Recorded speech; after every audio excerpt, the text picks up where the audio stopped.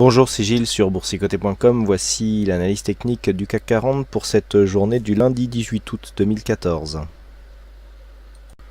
Et donc aujourd'hui c'est la neutralisation, puisqu'après une ouverture haussière, le CAC 40 a évolué ici autour d'une zone d'équilibre matérialisée par cette zone horizontale à 4226 points, pour finalement clôturer à 4230,65 et gagner 1,35% sur cette séance avec un peu plus de 56 points gagnés par rapport au cours de clôture de la veille. Donc on vient ici marquer un coup d'arrêt à cette possibilité d'accélération baissière. On avait un avalement baissier donc sur la bougie précédente, et le fait que l'on revienne ici s'inscrire sur une phase de hausse, avec cette bougie ici d'hésitation, montre qu'il y a une partie en fait de ce risque baissier qui a été annulé, ce qui a d'ailleurs été confirmé par la géopolitique, puisque les tensions qui étaient apparues vendredi et qui avaient fait naître cette bougie rouge s'étaient évaporées donc aujourd'hui.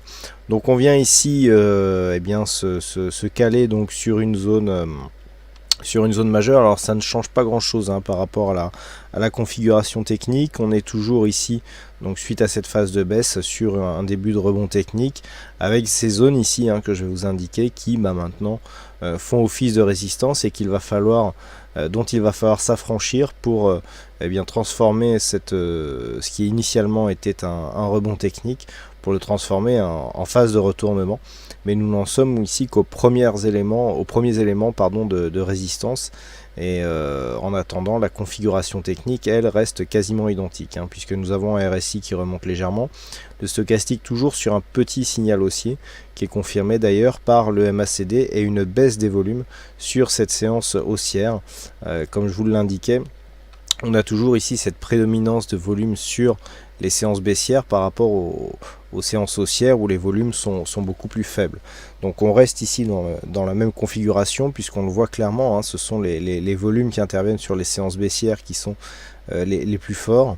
Donc le fait ici d'avoir des séances haussières avec si peu de volume vont dans le sens d'une continuité de la tendance qui est toujours orientée à la baisse, et donc une baisse de la volatilité aujourd'hui. Alors les zones, quelles sont-elles pour essayer de voir un petit peu plus clair dans cette tendance? Donc quoi qu'il en soit, nous sommes toujours globalement dans une tendance baissière. Une tendance baissière que je définis par le fait que nous naviguons entre cette bol inférieure ici et cette moyenne mobile 20 exponentielle. On a eu plusieurs ondulations, donc depuis le changement de flux que je vous avais indiqué, vous voyez qu'on était bien ici au-dessus de la moyenne mobile 20 exponentielle, et à partir du moment où ici on vient chercher la bande de Bollinger inférieure, pour ceux qui connaissent un petit peu ma manière de voir un petit peu les tendances, à partir du moment déjà où on vient chercher la bande inférieure, il y a au moins neutralisation, et ensuite à partir du moment où on a ici un retour sous la moyenne mobile et confirmation sur la bande de Bollinger ou cassure du précédent point bas, là on passe dans un flux baissier.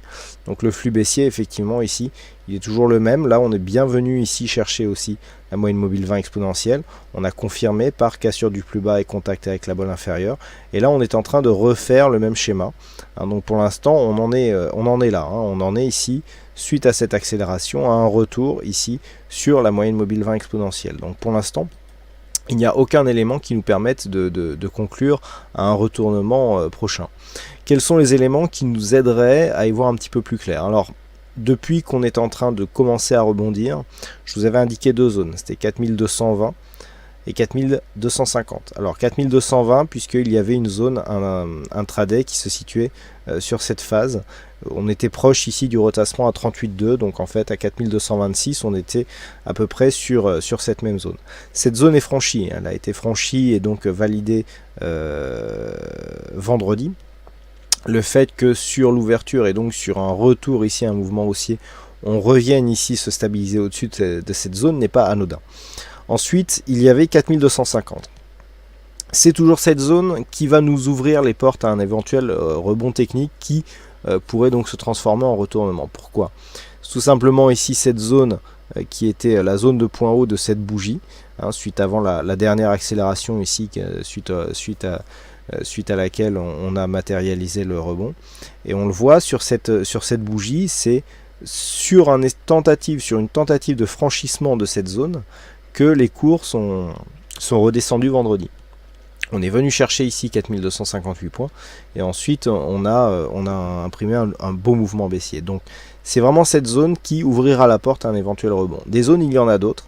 Ça c'est la première zone désormais, donc 4250-52 points. Et ensuite il y a donc la fameuse zone de retracement 50-61-8, donc je rappelle la zone qui est donnée sur la dynamique directe. Zone 50-61-8, ça sera la deuxième zone. Alors, on a cette deuxième zone, sachant que nous avons ici 4286, qui est une zone horizontale, qui se situe vraiment à l'intérieur de cette zone. Alors, première zone, donc, je répète, 4250, nous avons donc ces deux points hauts, puisque finalement la séance de vendredi a renforcé ici cette zone comme une zone de points hauts. Et qui plus est, nous avons la moyenne mobile 20 exponentielle qui est quasiment dans les mêmes zones. Donc des zones techniques ici qui devraient normalement donner une résistance. Si on arrive à s'affranchir de cette zone, déjà il y aura cassure assez forte du retracement à 38,2%. Donc on commence à affaiblir la dynamique. La deuxième zone, c'est la zone 50-61-8, toujours guidée par le retracement de Fibonacci. Pourquoi cette zone est importante ? Comme je vous l'ai dit, il y a ici cette zone à 4286 points. Et si on regarde bien, on a ici un point bas, donc qui définit une zone ici entre 4278 et 4286 qui devrait nous donner là aussi une zone de résistance, tout simplement puisque cette zone de point bas, si elle se transforme en zone de point haut ici sur une poursuite, une éventuelle poursuite du rebond, eh bien ça sera là encore un signal de continuité baissière, puisque une zone de support qui se transforme en zone de résistance, c'est la caractéristique d'une tendance baissière. Donc première zone, donc 4250 pour les premières raisons que je vous ai évoquées. Deuxième zone ici, cette zone des 4278, 4286.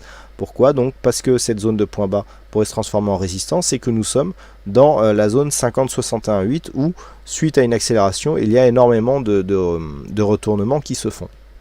Si les cours venaient à s'affranchir de cette zone des 4298, voire même à repasser au-delà des 4309, là tous les éléments iraient dans le même sens, à savoir un retournement de tendance qui plus est serait renforcé par une cassure quasi certaine de cette zone de résistance qui guide actuellement la tendance. Donc voilà, dans les prochains jours, les éléments qu'il faudra attendre pour vraiment transformer ce rebond technique en phase de retournement.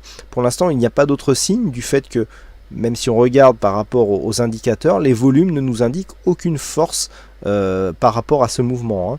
On est descendu très vite, on remonte tout doucement dans des volumes assez faibles.